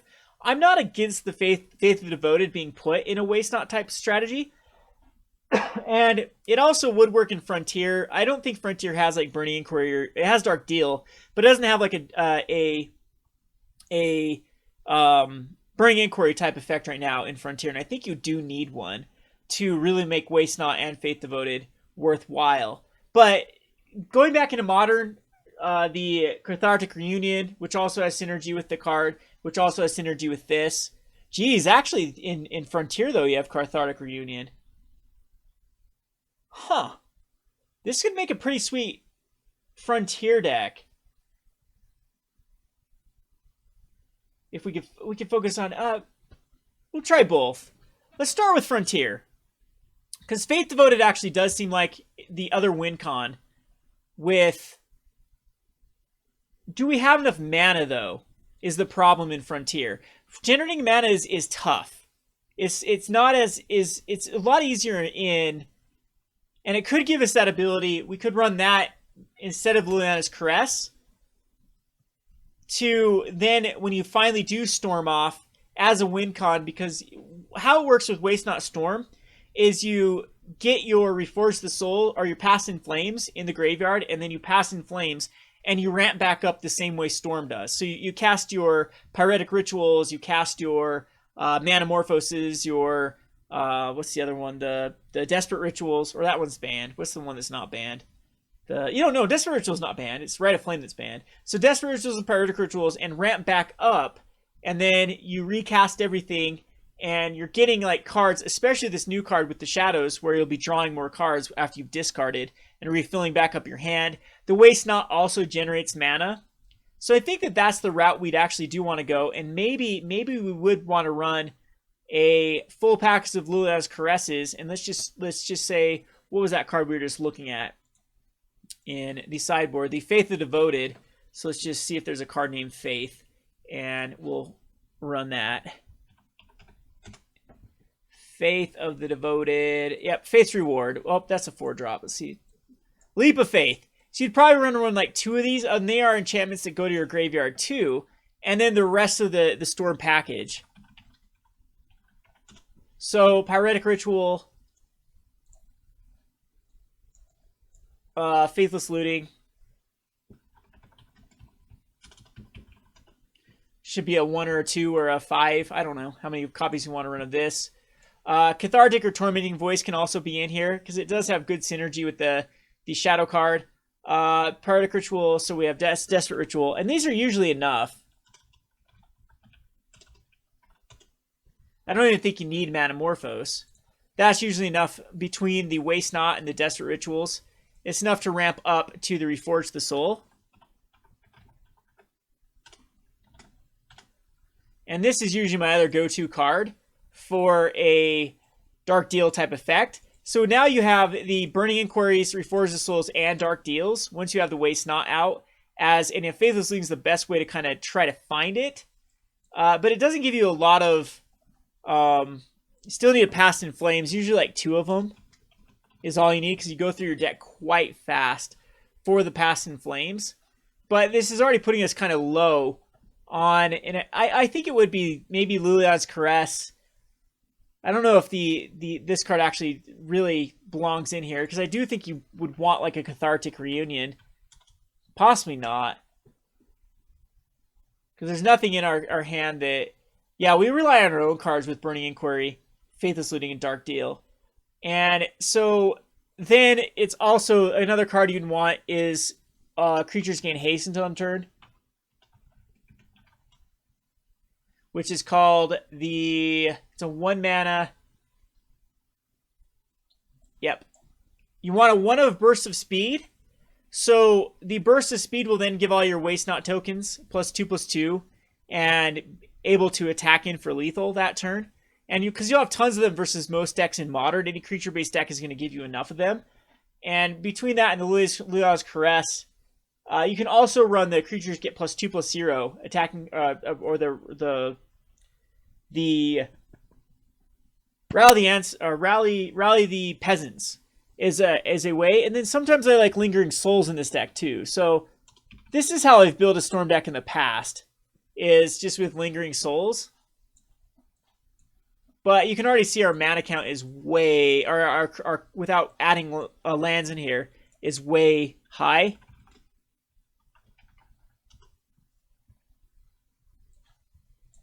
And something like that. But of course you'd have to make some cuts here and there. So the other card that I think that works out really well with Waste Not in Modern is going to be a blue card. There's 2 of them. There's the Cycling for Free card that can allow you to cycle through your entire deck and then Pass in Flames to cast everything back. But let's go to blue. The card, see if I can find out what it was. So the As Foretold. Okay, it's right here. As Foretold makes a very interesting card with Waste Not. So I've had some fans email these in the past with As Foretold.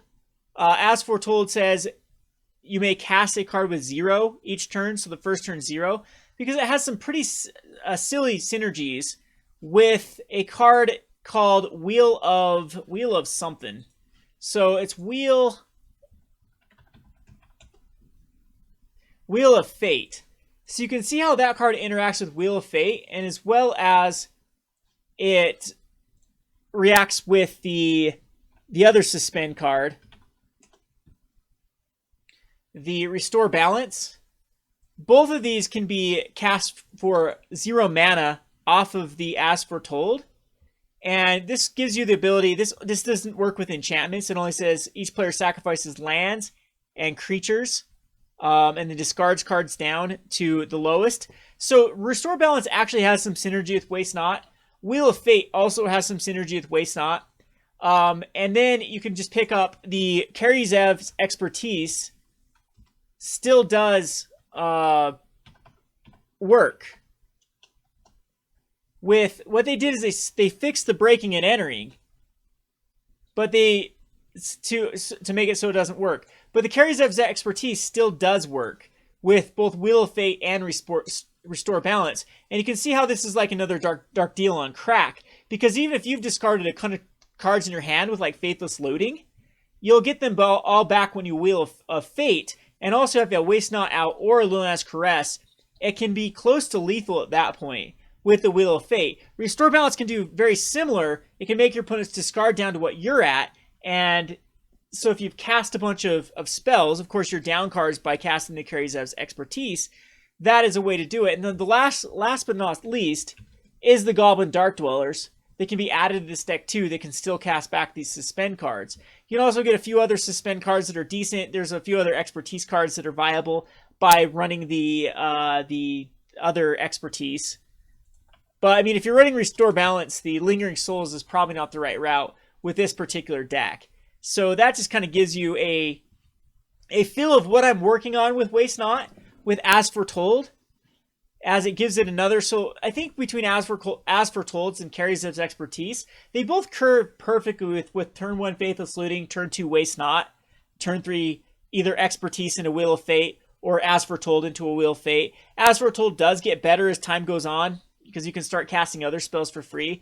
I don't think at this point you quite want to go into the Storm route. Maybe you do. Maybe you still want to go into Reforge the Soul. The Miracle off Reforge the Soul and Waste Not is very powerful. There's a few other, like the red spell, target opponent discards their hand and draws cards that works.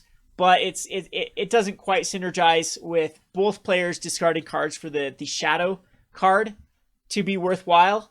So anyway, that's just, I think, as a community, we can kind of put our heads together and see what a good list of a Waste Not with Wheel of Fate Restore Balance would look like. And these are just some of my ideas that I have for this particular strategy.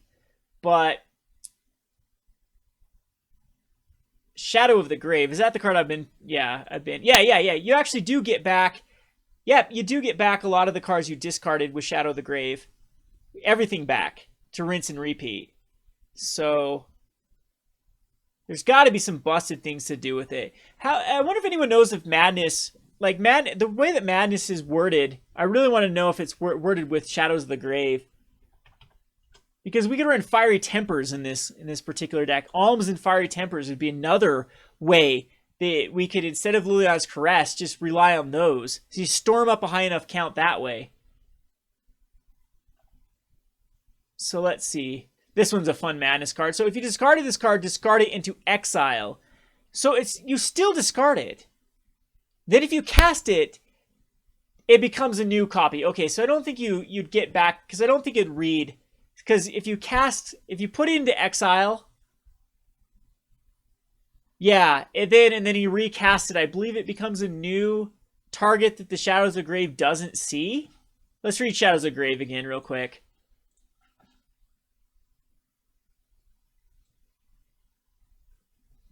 So, return to your hand all cards in your graveyard that you cycled or discarded this turn. So, unfortunately, I think how Madness does is it rips it out of its zone and exiles it. And then when you recast it, it might become a different spell than what Shadow of the Grave originally saw. If we can get a full ruling on that, I think that's the way it's going to work. So, it discards, so it does trigger off a lot of the cards that say if you discarded a card this turn, do something, like the Drake card, for example, or the other card we were looking at for the win con for this deck, though, the black card we were just looking at. But it's not going to trigger the other things, because it rips it out, or it rips it into exile, recasts it as a most likely a new target. It's how I'm reading it anyway.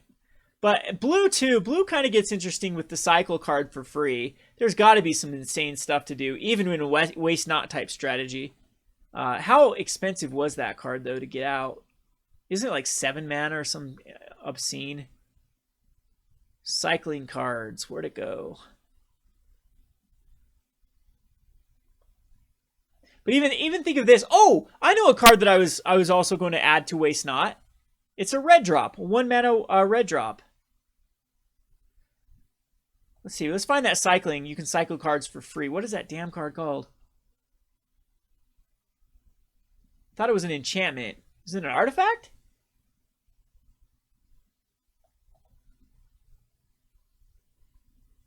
Okay, never mind. As long as it's new perspectives. Here it is.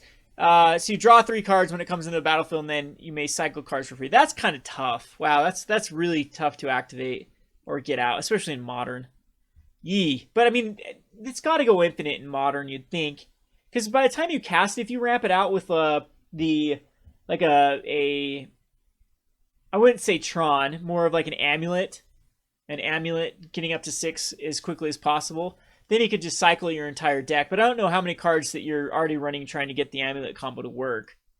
Yeah, I don't know if there's enough cycling cards to make this card worthwhile. But it's a cool idea with new perspectives. I'd love to see a deck brewed with this. But the other card though I want to show you with Waste Not, which I think just has insane synergy, which I think with Waste Not in Frontier, there's definitely enough cards to make it worthwhile, is there's a 1-drop that says some Jackal, I believe. Let's find the dude. Now I'm not finding it. Let's see here.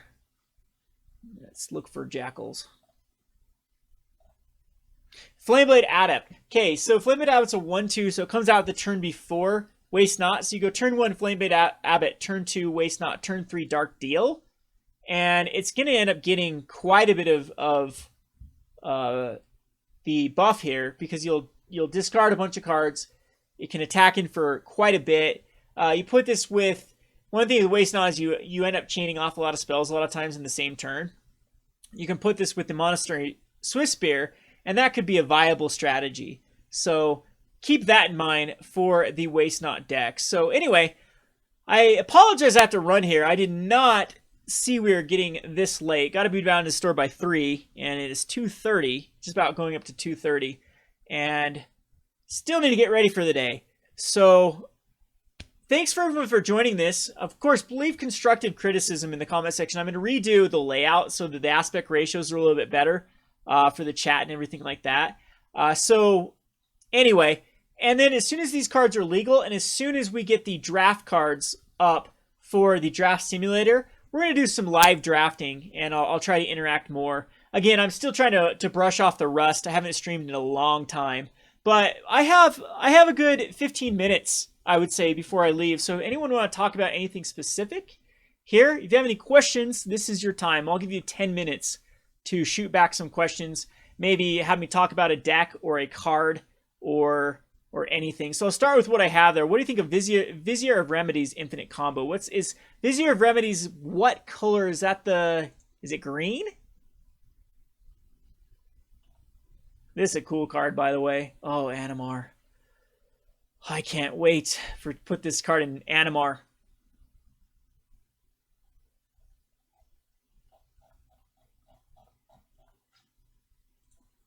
I guess I can search here, huh? Vizier of Remedies.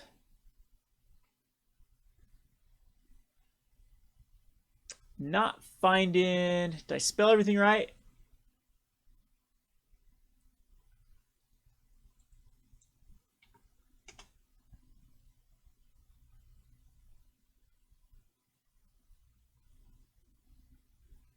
What card are you thinking about? What's the Vizier of Remedies?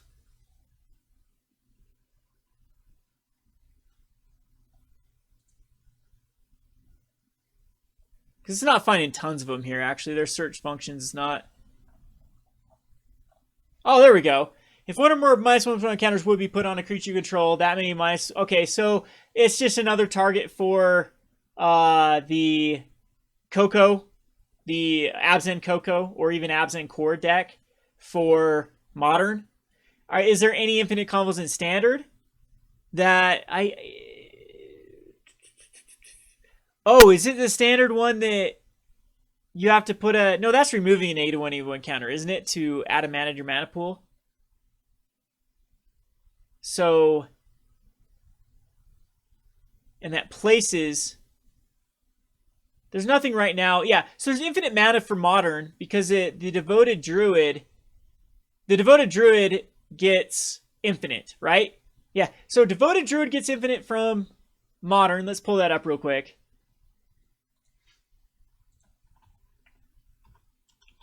And didn't this card go infinite with another card too? Out of the thing. So put a -1/-1 counter on Devoted Druid, untap it. And so it would attempt to put a -1/-1 counter on it, and then it would get rid of it, and then it would untap it. And so you could just rinse and repeat for infinite mana. And then, of course, it still goes infinite with the Visceraseer combo, which is Visceraseer plus Kitchen Finks.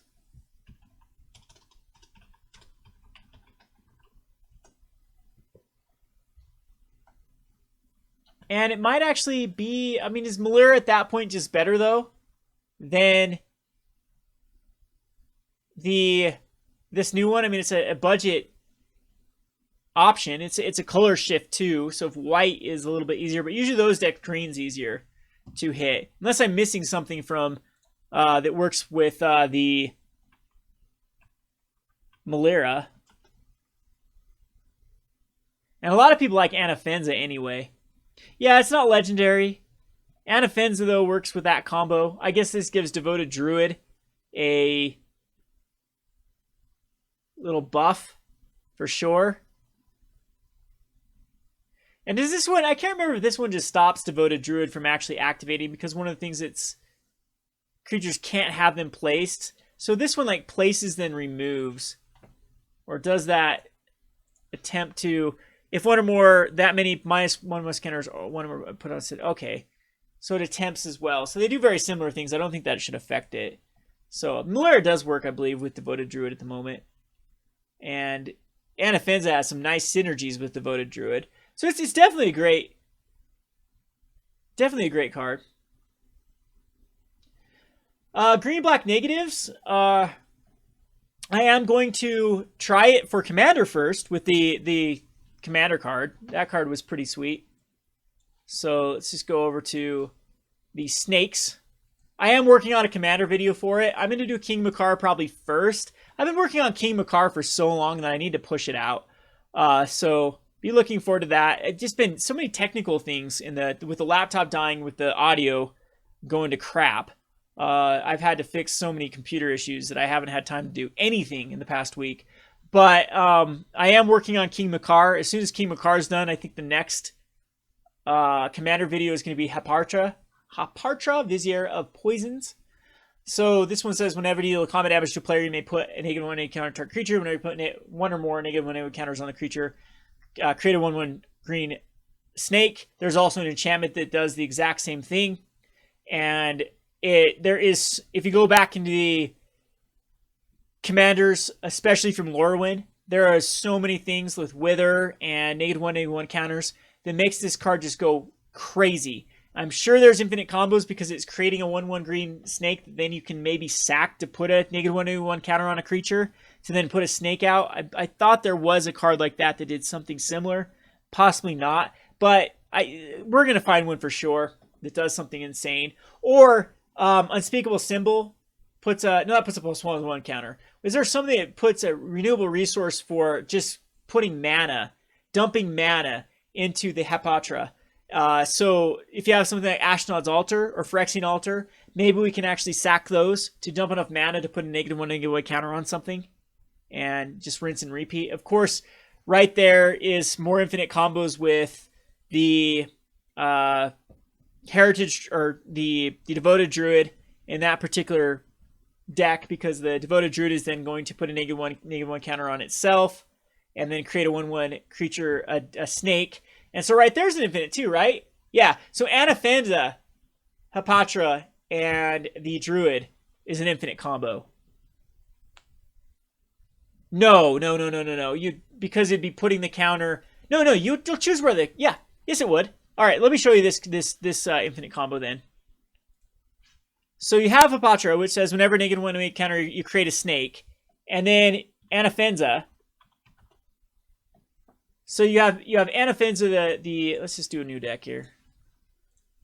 So you have Anafenza, and not Herald of Anafenza, that's an unplayable card, which says whenever another non-token creature enters, oh, snap, non-token, Womp womp. All right, that doesn't work. I was gonna say that would trigger this off, but then Edifice would have so many infinites if that was the case. But I wonder if there's anything else that triggers a +1/+1 counter when just a creature comes into play in the scope of Magic the Gathering. There's got to be something that can create it. But I'm really looking forward to that commander for sure. And there's plenty of juicy -1/-1 counters from Scars of Mirrodin. Block had a bunch of them, and so does Lorwyn block. Or Shadowmoor, one of the two. Whatever the set. Because there's four sets in that block-ish, right? If I remember. I didn't play during that time period, so that's still kind of hazy. Alrighty, so let's see here. Any other spoilers people want to talk about? Any other questions for the stream or myself before I head off to FNM? Any cards you're particularly looking forward to brewing with right off the bat? I really like Nissa. I don't want to be spoiling my top 10 list, but it's got some... Usually for my top 10 list, I don't pick mythics just because... Or cards that people are talking about like crazy off the bat. So this set is a brewer's paradise in my opinion. It has a lot of cards that I think need help. So what I mean by that is they just don't work independently of other cards. So you have to really put your brewer's cap on and figure out what cards synergize the best with it. Restore Balance, we can pull it back up again. These are just cards that I'm kind of working with. What do I even call this thing? Just Waste Not, right? Waste Not. These are just... It's this strategy with the As Foretold and something like Karizev's Expertise, and then a payoff card like Liliana's Caress, Waste Not, or the Shadows of the Grave is what I'm trying to kind of work on. So, because this is the As Foretold gives Wheel of Fate and Restore Balance another oomph. It also does work with Cascade, because Cascade won't hit either the Karizev's Expertise or As Foretold. Let's just check out Cascade cards to see if there's any of them that actually do something relevant, like discarding cards. So the first one is like these three, of course, are the go-to cards.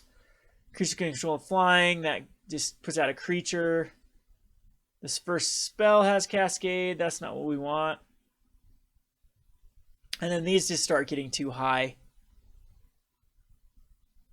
Yeah. So I don't think that's going to be viable for Cascade. Suspend, of course, you get into Ancestral Visions and Living End. I don't think Living End wants to be in this deck, but you could make a Waste Not self-mill strategy with the cycling cards, for example. That's where the whole cycling aspect could come into play with this thing. The whole thing is that Waste Not can be cascaded into, which I guess isn't necessarily the worst thing, but then you won't also have access like Burning Inquiry. You can't cascade into Dark Deal though, which isn't bad. So I don't know how that would work. Goblin Dark Dwellers can just rinse and repeat it, but it's not. I'm not going to do a deck list of this so far. You can just kind of screenshot this or look about what I have here. These are just cards that I'm focusing in on to try to narrow down to a deck list that could work.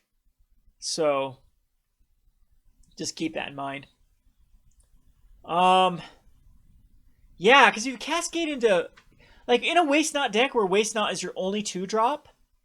Would that be viable though? Because then you'd always have to hit a Waste Not, a Wheel of Fate, or a Restore Balance, and all of those would seem to be pretty powerful to cascade into.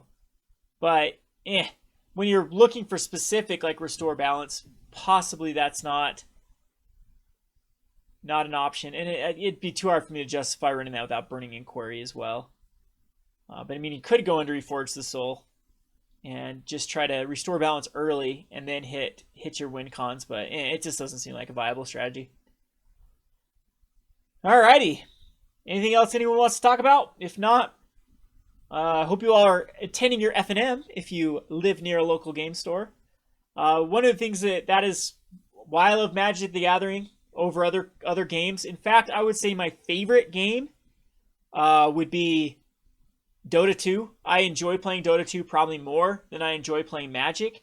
But Dota 2, you don't brew. Dota 2, you don't sit down with friends and play a game or have a community. In fact, I always like to make the comparison that Dota 2 is a net negative in my life because it makes me an angry, racist person. Whereas Magic the Gathering is a net positive in my life because it makes me a very sociable person, gets me out of the house, gets me meeting people, talking to people, connecting with people. Whereas again, Dota does the exact opposite. After I've played a bunch of Dota, I don't want to talk to people. It's just the joke with Dota where, first it was the Russians, then it was the Brazilians, and it's the Peruvians. It's always some other nationality that doesn't communicate properly or has another way. What it is with like Peru in general is they have usually a limited time to play. And so they're very annoying to play with because if a game goes over like an hour long, they waste their internet cafe time and they just get booted off. And so you get a lot of ragers, you get a lot of flamers and things like that with that sort of lifestyle. And like I said, it just makes you into an angry racist person when game after game gets ruined. So anyway, I'm getting off on tangents when I'm gonna get myself in trouble. Oh, someone's gonna clip that and post it on Twitter and have a clip taken out of context. Lovely people. Yeah. Nothing else? All right. Well, I'll give a few more seconds. If not, I'll close the stream and we'll try to do another brew session. As soon as the cards are available, we'll start streaming and actually playing them. And that's usually what a lot of people like to come see the streams for. If you prefer Twitch, we can do it on Twitch. If you prefer YouTube, we can do it on YouTube. I'm just more of a YouTuber than Twitcher, so it doesn't make sense to me to try two platforms. But with YouTube having the big exodus on YouTube, having the bug channel on YouTube, maybe I will start looking into Twitch and revive kind of the Twitch stream that I used to do, where I would actually, the first half of the Twitch stream would be me brewing decks, and then the second half would be turning it over to you, the fans, to basically take over my channel and brew a deck that specifically you want to brew. So anyway, I appreciate everyone that joined the stream, and everyone have a lovely Friday and have a very successful F&M. Hopefully have some fun and meet some awesome people. Thanks for watching.